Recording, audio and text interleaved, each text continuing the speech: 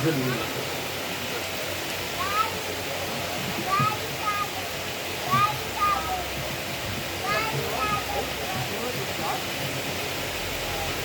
علیکم ورحمۃ اللہ تعالی وبرکاتہ۔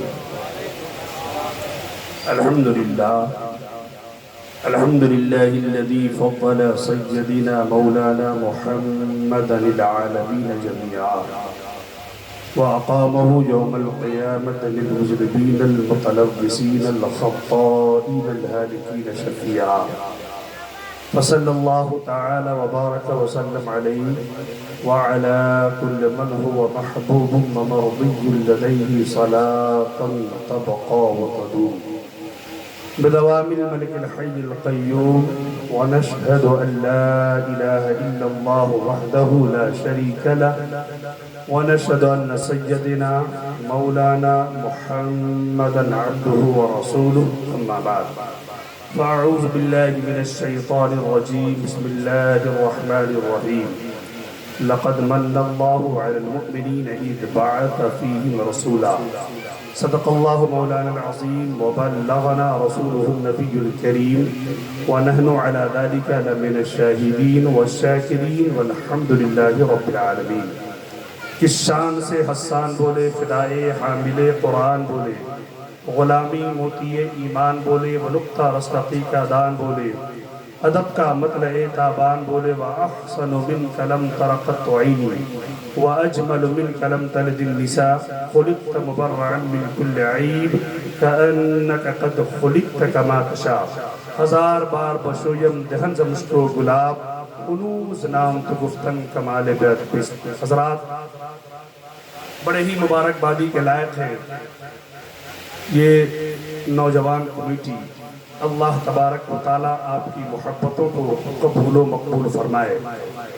حضرات آج دن میں آپ نے جلوس کا اہتمام کیا، اس کے باوجود آپ 12 بجے تک اپنے پروگرام کو چلانے کا ارادہ رکھتے ہیں، یہ آپ اپنی محبت کا ثبوت پیش کر رہے ہیں۔ بس اللہ کی بارگاہ میں دل کیا تھا، گہرائیوں سے دعا ہے اللہ پاک آپ کی محبتوں کو قبول و مقبول فرمائے۔ حضرات جو میں بیان کرنا چاہ رہا تھا، الحمدللہ مجھ سے پیشتر مقرر حضرت علامہ مولانا کمال صاحب نے میرے منہ کی بات آپ تک پہنچا دی۔ میں بھی عید میلاد النبی پر ہی کچھ بیان کرنا چاہ رہا تھا، لیکن الحمدللہ ہماری جماعت میں اسی طرح کی تقریر چاہیے، یہی بیان ہونی چاہیے جس سے قوم کو کچھ فائدہ حاصل ہے۔ صرف واقعاتی تقریر کر کر کے جو ہے کچھ حاصل نہیں ہوگا۔ یہ جو چیزیں آپ کو حضرت نے بتایا ہے نا، آپ اپنی زبان میں چاہیں تو غیروں کو آپ جواب دے سکتے ہیں۔ الحمدللہ اسی کی ضرورت ہے۔ آپ عید کیوں مناتے ہیں؟ بالکل عید میلاد النبی آپ کیوں مناتے ہیں؟ اس کا جواب ہمیں چاہیے۔ تو جواب کہاں ملے گا؟ جب ہم اس طرح کی تقریر قرآن و حدیث کے حوالے سے سماعت کریں گے۔ تو بڑی بہترین گفتگو حضرت جو ہے آپ تک پہنچائی ہے۔ مولا تبارک و تعالیٰ کی بارگاہ میں دل کے گہرائیوں سے دعا ہے اللہ پاک ان کی عمر میں بھی اور علم میں بھی بے پناہ برکت اور رحمت نازل فرمائے، اور ہم سب کو عمل کرنے کی توفیق عطا فرمائے۔ پڑھے بابا زبانم درود پاک، اللہم صلی علی سیدنا شفیعنا نبینا کریمنا مولانا محمد بارک وسلم، صلو علیہ صلاۃ و سلام علیک یا رسول اللہ صلی اللہ علیہ وسلم۔ حضرات بڑی تیزی کے ساتھ گفتگو سماعت کریں۔ آج یہ چند باتیں میں آپ تک پہنچانے کی کوشش کرتا ہوں۔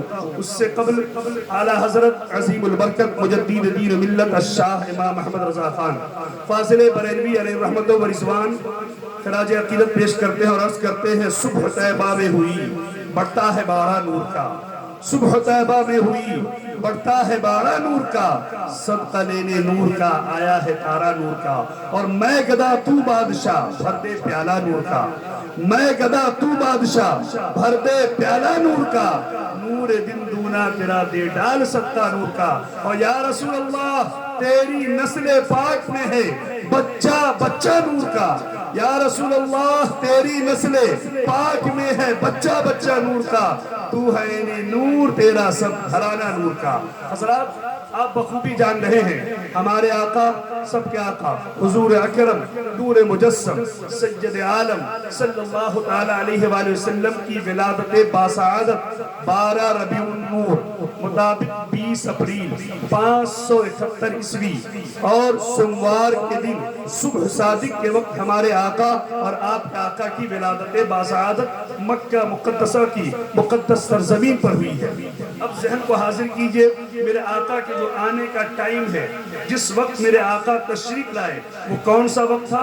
صبح کا وقت تھا، یعنی صبح صادق کا وقت تھا، جس کو ہم اپنے دیہاتوں میں بھور کا بھی وقت بولتے ہیں۔ گویا میرے آقا صبح کے وقت تشریف لا رہے ہیں، ایسے وقت میں تشریف لا رہے ہیں جب رات جا رہی ہے، دن آ رہا ہے۔ گویا ہونا یہ چاہیے تھا کہ ہمارے آقا یا تو مکمل دن کے اجالے میں تشریف لاتے یا رات کی مکمل تاریکی میں تشریف لاتے، لیکن مصطفیٰ ایسے وقت میں تشریف لا رہے ہیں کہ رات جا رہی ہے، دن آ رہا ہے۔ اس کا کیا مطلب ہے؟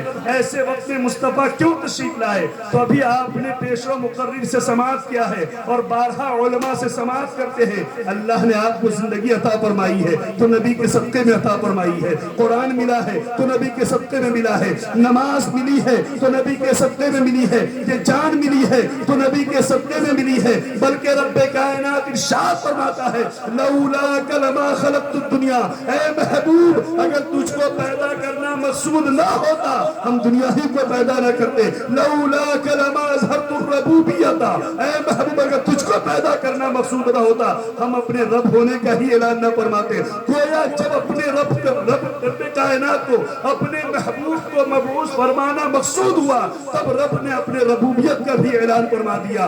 معلوم کیا ہوا کہ گویا اللہ نے دن کو بھی پیدا کیا ہے تو نبی کے صدقے میں، رات کو بھی پیدا کیا تو دن کے رات کو بھی پیدا کیا تو اپنے محبوب کے صدقے میں۔ اب ذہن نشی کیجئے، اس بات کو بالکل اپنے ذہن پر نقش کر لیجئے، اگر میرے آقا مکمل دن کے اجالے میں تشریف لاتے جو دن رات کو چیلنج کر دیتی، اے رات تیری کوئی حیثیت نہیں ہے، اس لیے کہ جس کے صدقے میں تو پیدا ہوئی ہے وہ مصطفیٰ کو ہمیں تشریف لایا ہے، اے رات تیری کوئی حیثیت وقت نہیں ہے، لہذا ایک کی برتری ہو جاتی دوسرا کمتر ہو جاتا۔ مصطفیٰ کمتر اور برتری کے لیے نہیں تشریف لائے تھے، مصطفیٰ تو برابری کا درجہ دینے آئے تھے۔ اللہ نے آپ کو ایسا بنا کر بھیجا ہے کہ جہاں محبتیں دلوں سے نکل چکی تھی وہاں آپ نے محبت کا پیغام دے دیا ہے، لوگوں کے دلوں میں محبت ڈال دی ہے۔ المختصر یہ ہے کہ رات دن کو چیلنج کر دیتی، دن رات کو چیلنج کر دیتی، اگر مصطفیٰ دن میں آتے تو دن چیلنج کر دیتی،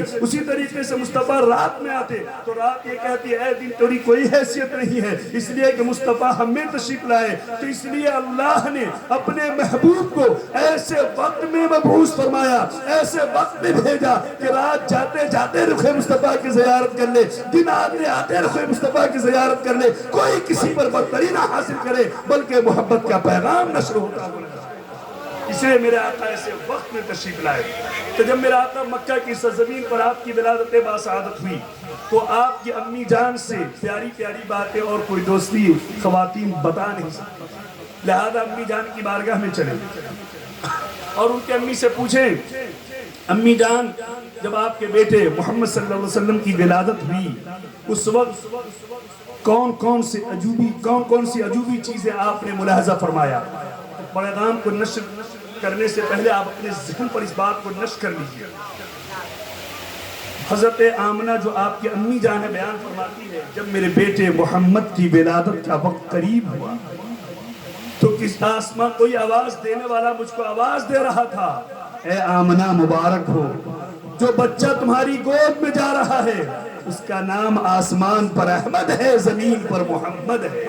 گویا میرے آقا کی بھی ولادت بھی نہیں ہوئی ہے، پیغام دیا جا رہا ہے آمنہ مبارک ہو، جو بچہ تمہاری گود میں جانے والا ہے، آسمان پر اس کا نام احمد ہے، زمین پر اس کا نام محمد ہے۔ حضرت آمنہ بیان فرماتی ہے جب میرے بیٹے محمد کی ولادت ہوئی، اے میلاد منانے والے ذرا ذہن نشی کریں، میرے آقا نے ہر لمحہ اس گنہگار امتی کو یاد فرمایا ہے۔ جب میرے آقا کی ولادت باسعادت ہوئی تو حضرت آمنہ بیان فرماتی ہے کہ اس وقت ان کی زبان سے سب سے پہلا جملہ نکلا تھا اللہ اکبر، دوسرا جملہ تھا الحمدللہ کثیرا، اور تیسرا جملہ تھا رب حبلی امتی، رب حبلی امتی۔ گویا میرے آقا پیدا ہوتے ہی اپنی پیشانی کو سجدے میں رکھا اور کہا اللہ اکبر۔ دوسرا جملہ تھا الحمدللہ کثیرا، اور تیسرا جملہ اسی گنہگار امتی کو یاد فرما رہے تھے۔ اسی روایت پر جب اعلیٰ حضرت کی نظر پڑی ہے تو آپ پکار اٹھے، پہلے سجدے پہ روز ازل سے درود، یادگاری یہ امت پہ لاکھوں سلام۔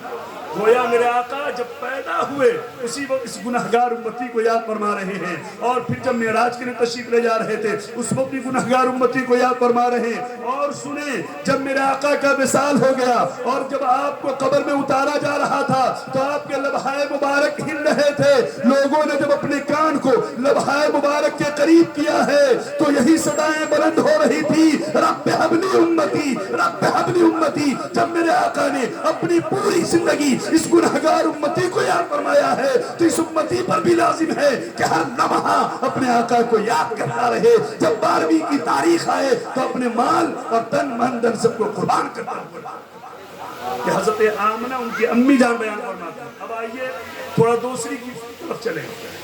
ایک یہودیہ عورت ہے اور وہ حضرت آمنہ کے پاس آئی، اور آمنہ کے پاس آنے کے بعد کہا اے آمنہ، مکہ میں تیل کی بڑی قلت ہے، لوگ ایک ایک قطرے تیل کے لیے پریشان ہیں، اور میں دیکھ رہی ہوں کہ مہینوں سے تمہارے گھر میں پوری رات چراغ روشن رہتا ہے، یہ کیا معاملہ ہے؟ حضرت آمنہ بیان فرماتی، جملے کو یاد کیجئے، حضرت آمنہ بیان فرماتی ہے اے خاتون سن، جس دن سے میرے بیٹے محمد کی ولادت ہوئی ہے اس دن سے ہم نے چراغ روشن ہی نہیں کیا ہے۔ یہ میرے بیٹے محمد کی ولادت کی برکت ہے کہ میرا مکان روشن اور معطر رہتا ہے۔ اور آگے بڑھیں، جو خواتین وہاں پر موجود تھی وہ بیان فرماتی ہیں کہ جس وقت محمد صلی اللہ علیہ وسلم کی ولادت ہوئی تو چاند اور تارے اس طرح جھکے جا رہے تھے، اس طرح جھکے جا رہے تھے، اس طرح جھکے جا رہے تھے کہ ہم لوگوں کو خوف ہو رہا تھا کہیں یہ آمنہ کے آنگن میں نہ گر جائے۔ اعلیٰ حضرت کی نظر اس پر پڑی ہے، تبھی آپ پکار اٹھے، صبح طیبہ میں ہوئی، بٹا ہے باڑا نور کا، صدقہ لینے نور کا، آیا ہے تارا نور کا، اور میں گدا تو بادشاہ، بھر دے پیالہ نور کا، نور دن دونا تیرا دیدار صدقہ نور کا۔ یا رسول اللہ تیری نسل پاک میں ہے بچہ بچہ نور کا، تو ہے نور تیرا سب گھرانہ نور کا۔ تو حضرات یہ میرے آقا کی ولادت باسعادت ہوئی، اس کے چند باتیں آپ نے اب ملاحظہ کی۔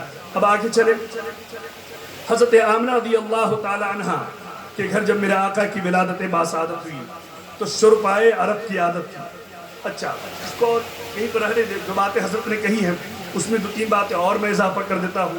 آسان، حضرت نے تو بڑی مدلل اور مفصل تقریر کی ہے اور اتنے اہم جملے ہیں کہ ہمارے بہت سارے بھائیوں کو جو ہے وہ باؤنس کر گیا ہوگا، اس لیے میں چاہتا ہوں تھوڑا سہل زبان میں آپ تک پہنچا دوں تاکہ آپ بالکل آسان لب و لہجے میں لوگ پہنچا دیں۔ 2 جملہ یاد کر لیں۔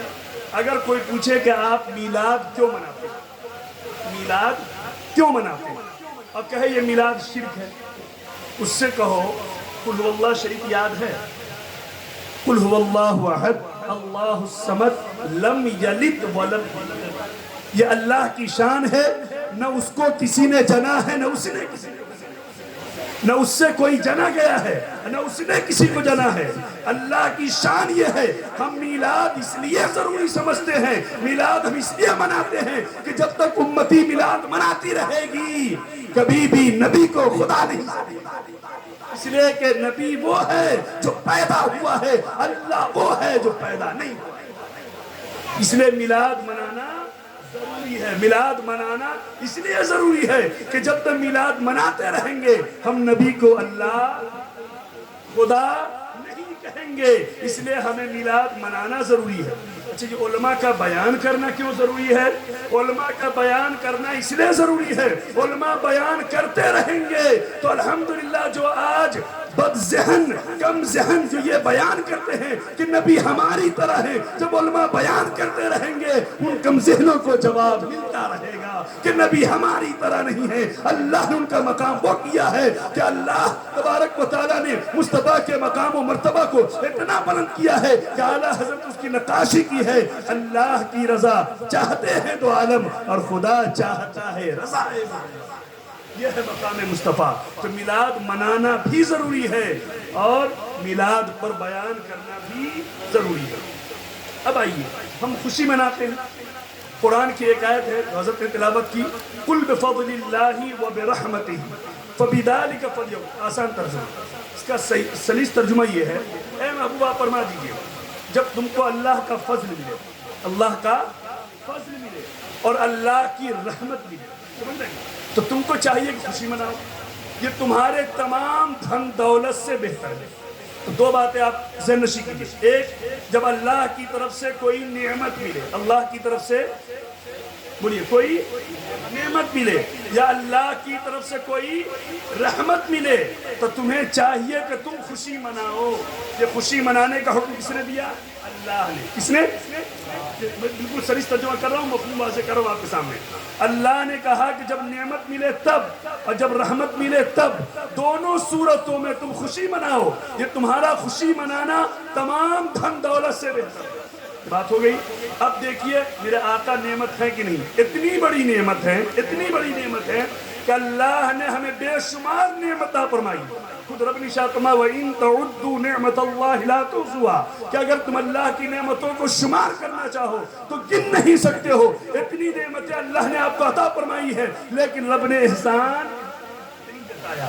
احسان، لیکن جب اس نے اپنے محبوب کو مبعوث فرمایا تو اس نے احسان جتا دیا کہ ہم نے اللہ نے مومنوں پر بڑا احسان کیا یا بڑا احسان ہوا کہ اسی میں سے ایک رسول مبعوث فرما دیا.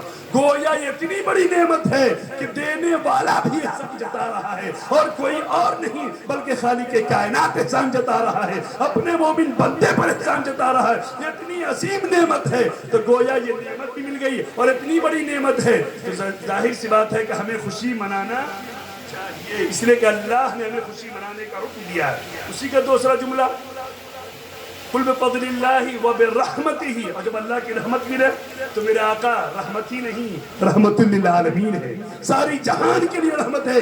اللہ فرماتا ہے وَمَا أَرْسَلْنَاكَ إِلَّا رَحْمَةً لِلْعَالَمِينَ، اے محبوب ہم نے آپ کو سارے جہان کے لیے رحمت بنا کر بھیجا. تو میرے آقا رحمت ہی نہیں، تمام رحم کرنے والوں سے زیادہ رحم کرنے والے اللہ نے آپ کو بنا دیا ہے. سارے جہان کا آپ کو اللہ نے رحمت للعالمین بنا کر بھیجا ہے. معلوم کیا ہوا کہ گویا رحمت بھی ملی، نعمت بھی ملی. جب دو نعمت ہمیں مل جائے، رحمت مل جائے تو ہمیں خوشی کا اظہار کرنی چاہیے. اب آئیے اور سریس کر دوں. تیسرے پارے کی ایک آیت ہے وَأَمَّا بِنِعْمَةِ رَبِّكَ فَحَدِّثْ، اپنے رب کی نعمت کا چرچا کرو. یہ سورہ ضحیٰ میں وَالضُّحَىٰ وَاللَّيْلِ إِذَا سَجَىٰ اسی کی آخری آیت ہے وَأَمَّا بِنِعْمَةِ رَبِّكَ فَحَدِّثْ، اپنے رب کی نعمت کا چرچا کرو.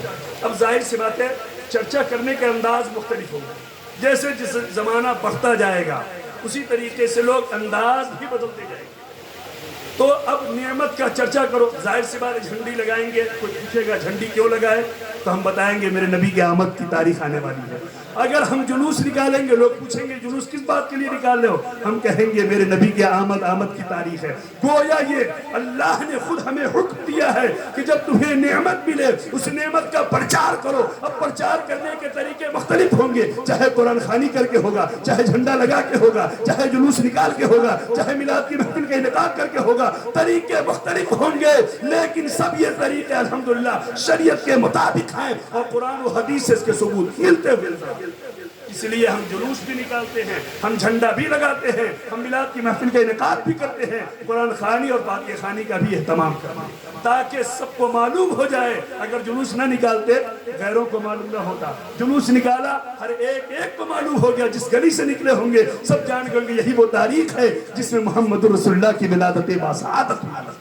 حضرات ہمیں سوچنے کی ضرورت. پھر اعتراض ہوتا ہے. اچھا ایک بات اور ذہن نشی کرا دو. دیکھیے شرک اور بدعت یہ بڑا آپ کے سامنے جملے آتے ہوں گے.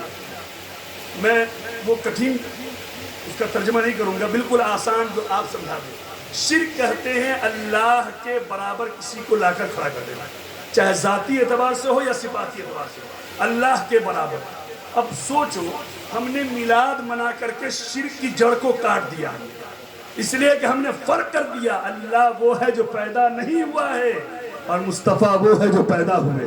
تو اللہ کے نے تو ہم صفاتی نہ ذاتی کسی بھی اعتبار سے ہم نے مصطفیٰ کو برابر نہیں کیا، بلکہ رب کا مقام یہ ہے کہ وہ خالق ہے اور مصطفیٰ کا مقام یہ ہے کہ وہ مخلوق ہے، وہ پیدا ہے۔ تو حضرات یہی ہمیں سوچنے کی ضرورت ہے۔ ایک بات دوسری لوگ کہتے ہیں بدعت، بدعت کہتے ہیں کس کو؟ بدعت کہتے ہیں دین میں، بالکل آسان ترجمہ کر رہا ہوں جو آپ کو یاد ہو جائے، دین میں ایسی چیز کو ایجاد کرنا جس کی وجہ سے دین میں خرابی پیدا ہو جائے۔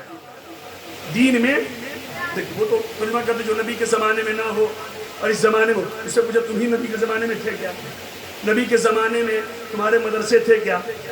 مدرسے تھے، اس کے طریقے الگ تھے، وہ نصاب تھی، وہ ساری چیزیں کیا آپ نماز کے جو ٹائم نکالے ہوئے ہیں، فلاں ٹائم میں ظہر کی نماز، فلاں ٹائم میں عصر کی نماز، کیا یہ سب چیزیں حضور کے زمانے میں تھی؟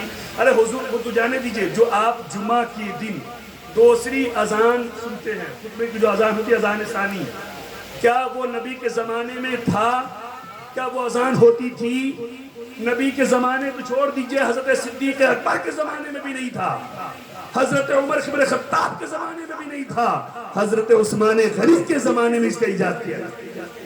بتاؤ جو نبی کے زمانے میں نہیں تھا ہوا کہ نہیں ہوا؟ ضرورت جہاں جیسی محسوس ہوتی رہی اس کے مطابق ہوتا رہا۔ اسی طریقے سے آپ ان سے پوچھنا تراویح پڑھتے ہو؟ کہے گا ہاں۔ کہنا تراویح پڑھتے ہو، کیا جماعت سے تراویح نبی کے زمانے میں ہوتی تھی؟ کیا عمر بن خطاب کے حضرت ابوبکر صدیق کے زمانے میں ہوتی تھی؟ وہ کہیں گے نہیں۔ تو پھر حضرت عمر بن خطاب نے ایسا کام کیوں کیا؟ ایک جملہ سن لیجئے، دین میں اگر کوئی نئے چیز کو، اچھا اس سے اور آسان ایک جملہ اور دے دو، ایک بات بالکل آسان، علماء موجود ہیں، اس شریعت میں یا دین میں کوئی بھی چیز کو آپ کریں گے وہ پہلے جائز ہوگا۔ پہلی صورت میں کیا ہوگا؟ وہ جائز ہوگا، جب تک کہ شریعت سے اس کے ناجائز ہونے کا ثبوت نہ مل جائے۔ اگر ہم کرتے ہیں تو ہمارے جائز کرنے پر تم ثبوت مت مانگو، اگر میرا کرنا ناجائز ہے تم ناجائز پر تمہیں دلیل دینی۔ اس لیے کہ ہر چیز اپنے اصل کے اعتبار سے وہ پاک ہوتی ہے، وہ جائز ہوتی ہے، جب تک کہ شریعت اس کو ناجائز اور حرام نہیں کہتی ہے۔ تو اگر ہم مناتے ہیں، اگر میرا منانا یہ ناجائز ہے، دلیل تمہیں دینی ہوگی، دلیل ہمیں نہ دینی ہوگی کہ یہ چیز جائز ہے یا ناجائز۔ یہ اصول ہے بالکل کہ ہر چیز پہلے اصل کے اعتبار سے وہ جائز ہی ہوتی ہے، اور اگر اس کو آپ ناجائز کرتے ہیں تو دلیل آپ کو دینی ہوگی۔ یہ بالکل اصولیات کا دین ہے، آپ کریں تو آپ کو دلیل دینے کی ضرورت نہیں ہے۔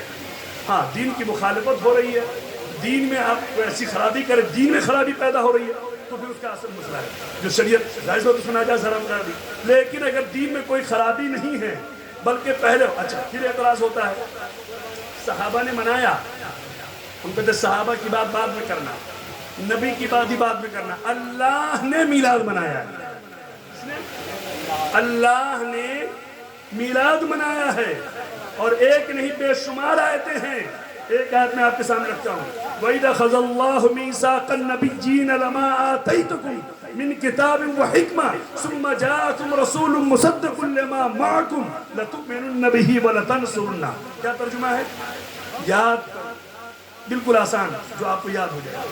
یاد کرو، اللہ نے پیغمبروں سے عہد لیا، کن کے بارے میں؟ آپ کے نبی کے بارے میں۔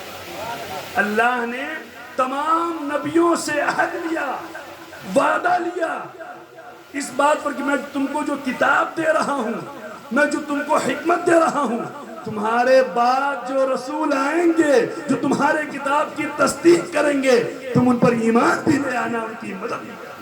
ابھی نبی پیدا نہ ہوئے تھے، اللہ نبیوں سے عہد لے رہا ہے، نبی کی پیدائش کا تذکرہ کر رہا ہے۔ میلاد کیا ہے؟ نبی کی میلاد کے معنی پیدائش کو بیان کر رہے ہیں۔ میلاد کے معنی پیدائش کو، میلاد النبی نبی کی پیدائش، میلاد النبی نبی کی پیدائش، تو میلاد کا معنی پیدائش۔ اللہ ابھی محبوب کو بھیجا نہیں ہے، لیکن نبیوں سے وعدہ لے رہا ہے کہ جب میرا محبوب جائے تمہارے کتاب کی تصدیق کرے تو تم اس پر ایمان لے آنا اور ان کی مدد بھی کرنا۔ یہ تو اللہ نے منایا۔ اب آئیے نبی کی بارگاہ میں، حضرت عیسیٰ کی پیدائش کے 571 برس کے بعد ہمارے نبی پیدا ہوئے۔ کتنے برس کے بعد؟ حضرت عیسیٰ نے 571 برس پہلے ہی کہا، کیا کہا؟ یہ 28ویں پارے کی آیت ہے، مبشرا برسول یاتی من بعد اسمہ احمد۔ 28ویں پارے کی آیت ہے، میں خوشخبری سناتا ہوں، خوشخبری دیتا ہوں، کس بات کی؟ مبشرا برسول، اس رسول کی جو میرے بعد تشریف لائیں گے اور ان کا نام احمد ہوگا۔ مبشرا برسول یاتی من بعد اسمہ احمد، اس رسول کی بشارت سناتا ہوں، اس رسول کی خوشخبری دیتا ہوں جو میرے بعد تشریف لائیں گے اور ان کا نام، بولیے بلندہ، ان کا نام۔ یہ کب بشارت دے رہے ہیں؟ 571 برس کے بعد میرے آقا تشریف لائے، تو 571 برس مان لیجیے، اس میں 4 سال 5 سال 10 سال 20 سال کم کر دیجیے، تو مان لیجیے 500 برس پہلے ہی حضرت عیسیٰ نے بشارت دے دی کہ ایک نبی آنے والے ہیں، انہی کا نام احمد ہے۔ تو گویا اللہ بھی میلاد منا رہا ہے، رسول بھی میلاد منا رہا ہے۔ اب آئیے رسول کے بعد صحابہ کی بارگاہ میں سنیے میرے آقا، اور اس حدیث کے راوی کون ہیں؟ امام بخاری کے استاد امام احمد بن حنبل، وہ روایت کرتے ہیں کہ حضرت امیر معاویہ رضی اللہ تعالیٰ عنہ اس حدیث کے راوی ہیں۔ وہ بیان فرماتے ہیں کہ اللہ کے محبوب دانے غیوب جناب احمد مصطفیٰ محمد مصطفیٰ صلی اللہ تعالیٰ علیہ وسلم کا گزر ایک حلقے سے ہوا، یعنی چند لوگ جمع تھے اور چند لوگ جمع ہو کر اللہ کی تعریف و توصیف بیان کر رہے تھے اور مصطفیٰ کا بھی ذکر کر رہے تھے۔ اسی حلقے سے میرے آقا کا ذکر گزر ہوا۔ میرے آقا نے صحابہ سے پوچھا، تم لوگ یہاں کس لیے بیٹھے ہو؟ ان لوگوں نے کہا کہ ہم لوگ یہاں اس لیے بیٹھے ہیں کہ ہم اپنے رب کی تعریف کر رہے ہیں، اپنے رب کی ہم کر رہے ہیں۔ کیوں؟ اس لیے کہ اللہ نے ہمیں ہدایت عطا فرما دی ہے، اسی ہدایت کی بنیاد پر ہم اللہ کی تعریف کر رہے ہیں، اللہ کا ذکر کر رہے ہیں، اور اس نے اپنا محبوب مجھ میں بھیجا ہے، اس لیے اس محبوب کی بھی ہم تعریف کر رہے ہیں، اور اس محبوب کے بھیجنے کی بنیاد پر ہم اس کا شکر بھی ادا کر رہے ہیں۔ اب آگے کا جملہ سنیے، میں عربی نہیں سنا رہا ہوں کہ وقت ہو جائے گا، آپ سمجھیں گے نہیں، مفہوم سمجھیں۔ میرے آقا نے کہا، اللہ کی قسم تم لوگ اس لیے بیٹھے ہو؟ اللہ کی قسم، یہ کس نے کہا؟ میرے نبی نے۔ اللہ کی قسم تم لوگ اس لیے بیٹھے ہو؟ تو صحابہ نے بھی قسم کھایا، کہا اللہ کی قسم ہم لوگ اس لیے بیٹھے ہیں۔ اب آئے کا جواب سنیے، ایمان تازہ ہو جائے گا۔ میرے آقا نے کہا، اے صحابہ کی جماعت سنو، میں نے تم سے قسم اس بنیاد پر نہیں لی ہے کہ کوئی بدگمانی تھی یا تمہاری بات پر مجھ کو یقین نہیں تھا، بلکہ سنو، تم جو یہ عمل کر رہے ہو، اس عمل کی بنیاد پر ابھی میرے پاس جبرائیل آئے تھے، اور جبرائیل نے آ کر کہا ہے کہ صحابہ کے اس عمل پر اللہ تبارک و تعالیٰ فرشتوں پر بخت فرما رہا ہے۔ اللہ، تو گویا اللہ بھی میلاد منایا ہے اور نبی بھی میلاد کر رہے ہیں اور صحابہ بھی۔ اور ابھی آپ نے حضرت سے سنا ہی ہے کہ اگر آپ نبی کے میلاد پر 1 روپیہ خرچ کریں گے تو میرا آقا کا وعدہ ہے کہ اسے شفاعت نصیب ہو جائے گی، اور خود ملی ہے نا۔ ابو لہب کا سنا آپ نے، سورہ تبت یدا ابی لہب وتب ما اغنا عنہ مالہ وما کسب، پڑھیے نا اس کا ترجمہ، 30واں پارہ ہے، کوئی بھی جا کر مسجد میں کنز ایمان ہے ہی ہے، پڑھیے ترجمہ۔ اس میں کیا ہے؟ ابو لہب کے دونوں ہاتھ ٹوٹ جائیں، ابو لہب تباہ ہو جائے، ابو لہب برباد ہو جائے۔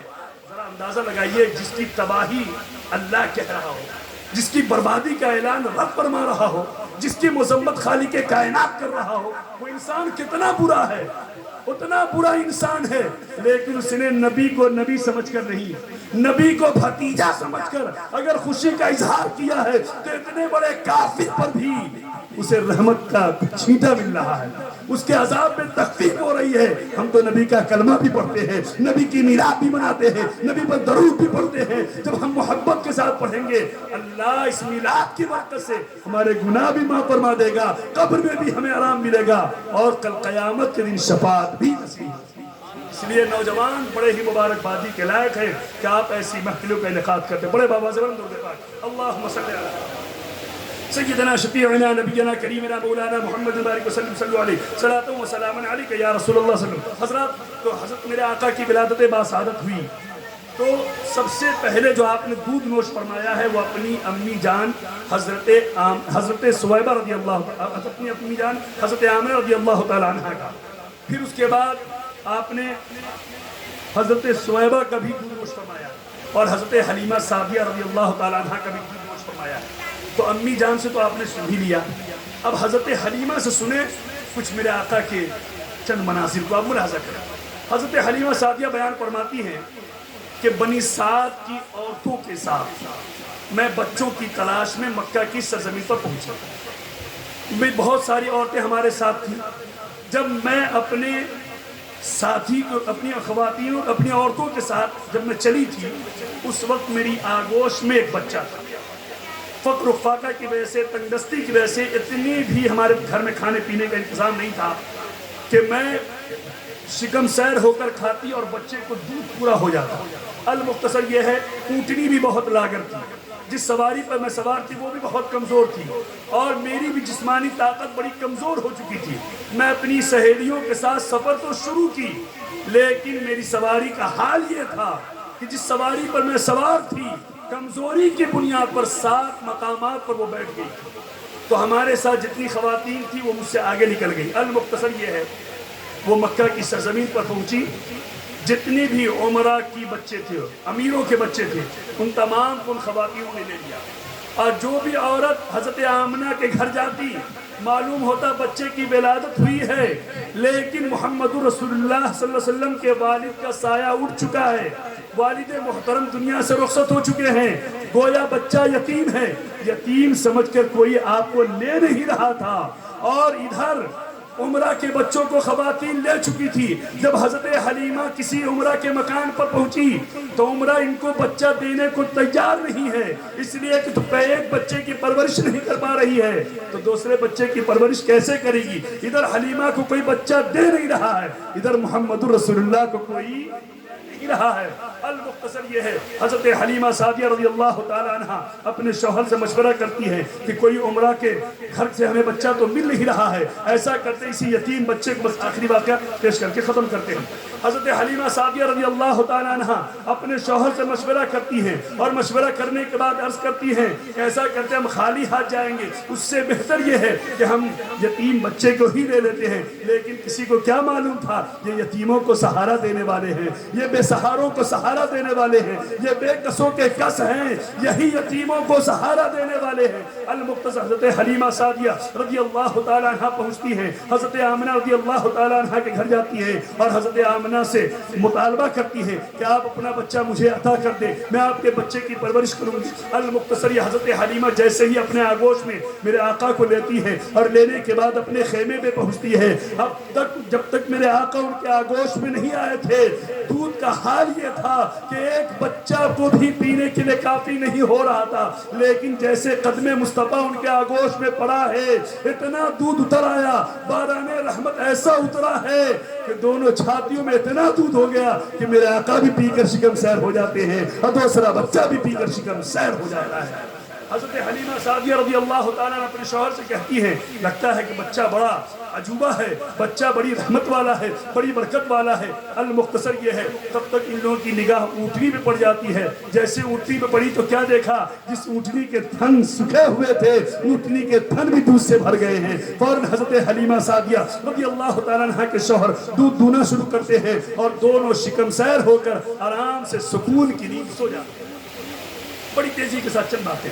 حضرت حلیمہ سعدیہ رضی اللہ تعالی عنہ سکون کے ساتھ اپنے خیمے میں وقت گزارتی ہیں.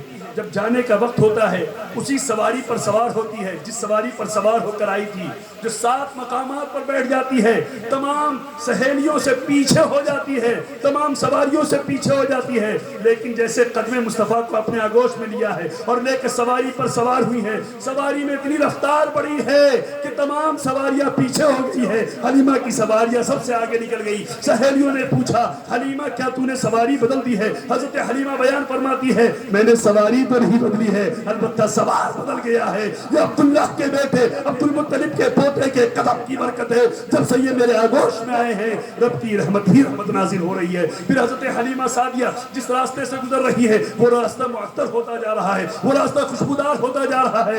ان کی سہیلیوں نے پوچھا، حلیمہ کون سا عطر تم نے خرید لی ہے، کون سا عطر تو لگا کر جا رہی ہے کہ جس کی وجہ سے پورا راستہ معطر ہوتا جا رہا ہے؟ حضرت حلیمہ سعدیہ نے جو کہا ہے اعلیٰ حضرت اس کی نقاشی نباشی کی ہے، ان کی مہک نے دل کے غنچے کھلا دیے ہیں، جس راہ چل دیے ہیں کوچے بسا دیے ہیں۔ المختصر یہ ہے، حضرت حلیمہ سعدیہ رضی اللہ تعالیٰ عنہ اپنے گھر پہنچتی ہے، اور پہنچنے کی بڑی تیزی کے ساتھ تین باتیں۔ حضرت حلیمہ سعدیہ اپنے گھر پہنچتی ہے، اور پہنچنے کے بعد جیسے میرے آقا کے قدم ناز ان کے گھر پہ پڑا ہے، ان کے گھر میں جو بکریاں تھی سب کے تھن جو ہے سوکھے ہوئے تھے، لیکن جیسے قدم مصطفیٰ پڑا ہے، پڑنے کے بعد ان کے بکریوں کے تھن دودھ سے بڑھ گئے، اور بھرنے کے بعد اب دودھ دو رہی ہے، ان کے گھر کا جتنا برتن ہے تمام برتن دودھ سے بھر گیا ہے۔ اب یہ بات پورے محلے میں پھیل گئی کہ حضرت حلیمہ سعدیہ کی بکریاں تو اتنا دودھ دے رہی ہیں، اتنا دودھ دے رہی ہیں کہ حلیمہ کے پورے برتن دودھ سے بھر گئے ہیں۔ اب پورے محلے کے لوگ حیران و پریشان ہیں۔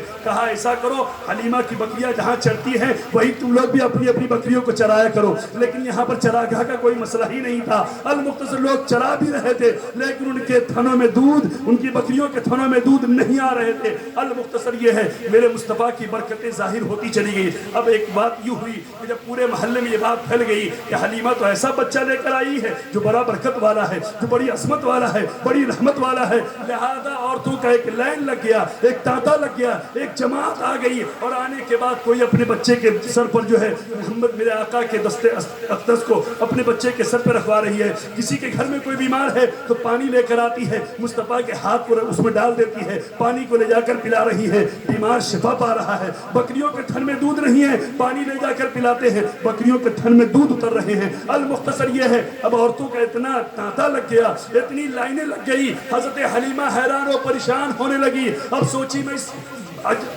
مجمع پر، اس عظیم جماعت پر میں کیسے قابو پاؤں؟ تو ذرا سنیے، حضرت حلیمہ سعدیہ رضی اللہ تعالی عنہ نے اپنے گھر کے آگے ایک حوض کھدوا دیتی ہیں، اور حوض کھدوانے کے بعد اب آقا کے دستے اقدس کو نہیں بلکہ مصطفیٰ کے طلبوں کو اس میں ڈال دیا ہے، اور اعلان کر دیا جس کو بھی بیمار کو پلانا ہو اسی حوض سے پانی لے جاؤ۔ لوگ حوض سے پانی لے کر جا رہے ہیں، جس کو اپنے بکریوں کو دودھ دلوانا ہے اسی حوض سے لے کر جاؤ، جس کو بھی شفا پانا ہے اسی حوض سے پانی لے کر جاؤ۔ اعلیٰ حضرت کی نظر جب اسے روایت پر پڑی ہے تو آپ پکار اٹھے، جن کے طلبوں کا دھون ہے آب حیات، جن کے طلبوں کا دھون ہے آب حیات، ہے وہ جانے مسیحا ہمارا نبی۔ تو حضرات میرے آقا کی بہت باری برکتیں ہیں، بڑی رحمتیں ہیں۔ اگر سیرت مصطفیٰ کو گفتگو کی جائے راتیں ختم ہو سکتی ہے، باتیں ختم نہیں ہو سکتی ہے۔ حضرات وقت کا لحاظ کرتے ہوئے میں چاہتا ہوں کہ زیادہ بوجھ نہ بنوں۔ اللہ تبارک و تعالیٰ کی بارگاہ میں دل کے عطا گہرائیوں سے دعا ہے،